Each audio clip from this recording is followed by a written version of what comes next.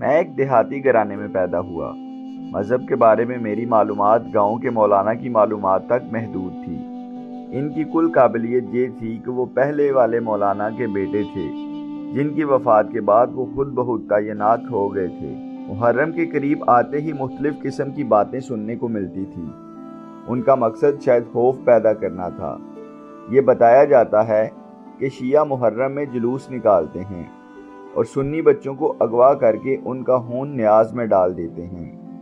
دلی طور پر میں شیعوں سے خوف زدہ ہو گیا اور دل ہی دل میں سوچا کہ کیسے ظالم لوگ ہیں۔ ایک دن ایک پکے نمازی نے کہا کہ اہل تشیع بڑے عجیب ہیں، وہ جب کوئی کھانے کی چیز ہمیں دیتے ہیں تو اس میں تھوک ڈال دیتے ہیں۔ ہمیشہ سچ بولنے اور نماز کی پہلی صف میں کھڑے ہونے والے اس سفید ریش کی بات پر سوال اٹھانا تو خود پر سوال اٹھانے جیسا تھا۔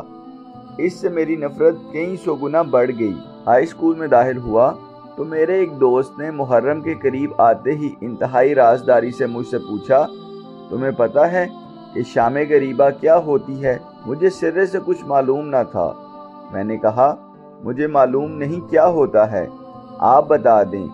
اس دوست نے کہا، ہمارے مولانا صاحب کہہ رہے تھے کہ شام غریبہ میں شیعہ مرد اور خواتین ایک حال میں جمع ہوتے ہیں اور سب لائٹیں بجھا دی جاتی ہیں۔ میٹرک کے بعد کالج میں داخل ہوئے تو پتہ چلا کہ ہمارا ایک ہم جماعت کا تعلق اہل تشیع سے ہے۔ پہلے تو تجسس سے اسے دیکھا، بلکہ بغور دیکھا تو وہ نارمل انسان ہی لگا۔ کچھ عرصے بعد ہم 3 دوست بیٹھے تھے کہ وہ لڑکا بھی ہمارے پاس آ کر بیٹھ گیا۔ میں نے موقع غنیمت جانا اور سارے حملے ایک ہی بار شروع کر دیے۔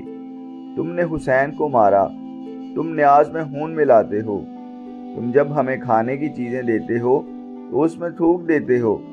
میں سب کچھ بول چکا تو اس کا چہرہ سرخ ہو چکا تھا، مگر اس نے فقط اتنا کہا کہ یہ ساری باتیں غلط ہیں اور وہ اٹھ کر چلا گیا۔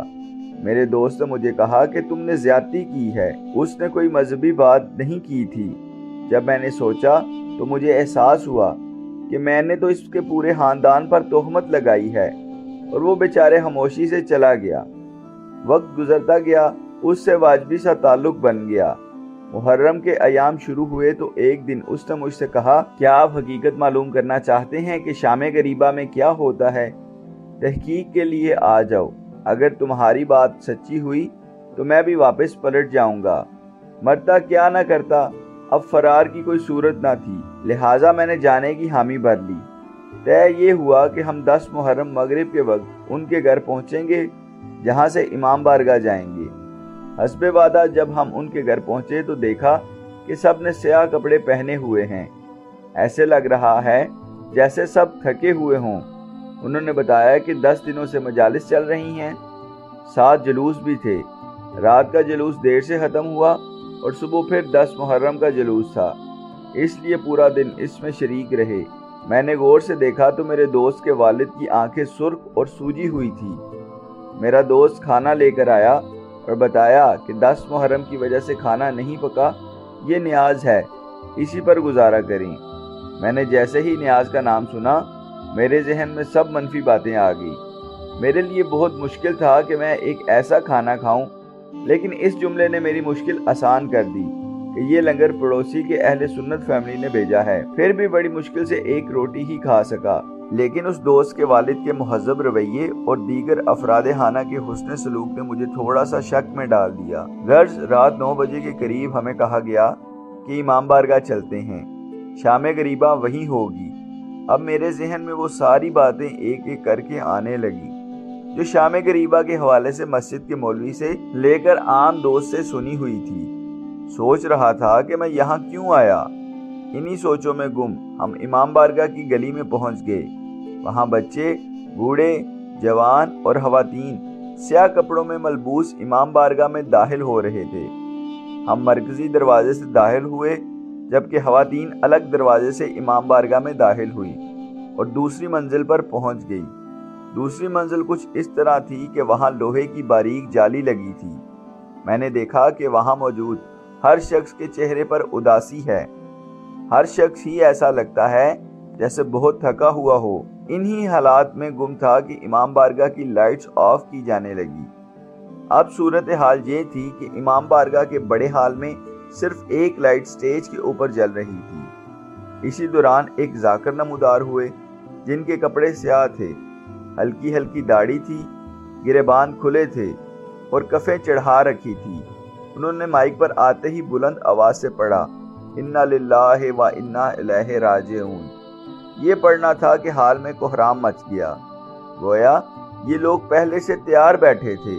انہوں نے اس جملے کو 3 بار دہرایا، ہر بار کے ساتھ گریہ کی آواز بلند ہو جاتی۔ میں اس صورتحال کے لیے بالکل تیار نہ تھا۔ میں حیرت سے دیکھنے لگا کہ ابھی تک ذاکر نے کچھ نہیں کہا اور یہ اس قدر رو رہے ہیں، مگر پھر خود کو کوسنے لگا کہ عجیب ہوں، جوان اور بزرگ تو اپنی جگہ، بچوں کے آنسو ان کے گال گیلے کر رہے ہیں۔ اب ذاکر نے بولنا شروع کیا، لوگو، تمہارے نبی کا نواسہ شہید کر دیا گیا۔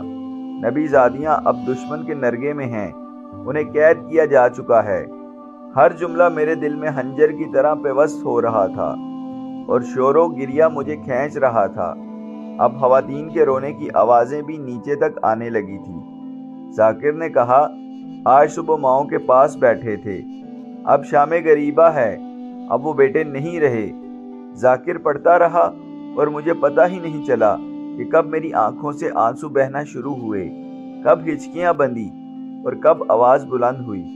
شام غریبہ ختم ہو چکی تھی اور میں خود کو قافلہ حسینی کا شریک سمجھ رہا تھا۔ مجھے لگ رہا تھا کہ میری فکر کی بھی شام غریبہ تھی۔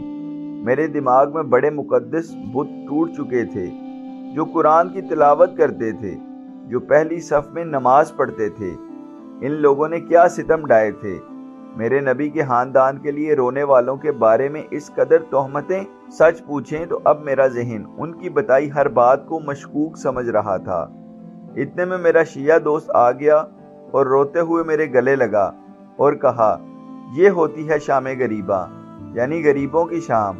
خاندان مصطفیٰ کے کٹ جانے کے بعد ان کے خاندان کی بے کسی کی شام، خاندان پیغمبر کے صحرا میں بے یار و مددگار ہو جانے کی شام، ایسی شام جس پر اہل ایمان کی آنکھیں پانی اور دل خون کے آنسو روتا ہے۔ یہی شام ہے جس میں روایت ام سلمہ کے مطابق خاتم الانبیاء روتے تھے، رونے کی شام، آہ و بکا کی شام، اور یہی شام غریبہ ہے۔ میں نے اپنے دوست سے ہاتھ جوڑ کر معافی مانگی۔ اس نے کہا، میں تم سے ناراض ہوا ہی نہیں تھا، کیونکہ ہمیں معلوم ہے یزیدیت موجود ہے۔ میں حیران ہوتا ہوں کہ اس دور میں بھی اتنا غلط پروپیگنڈا اتنا کام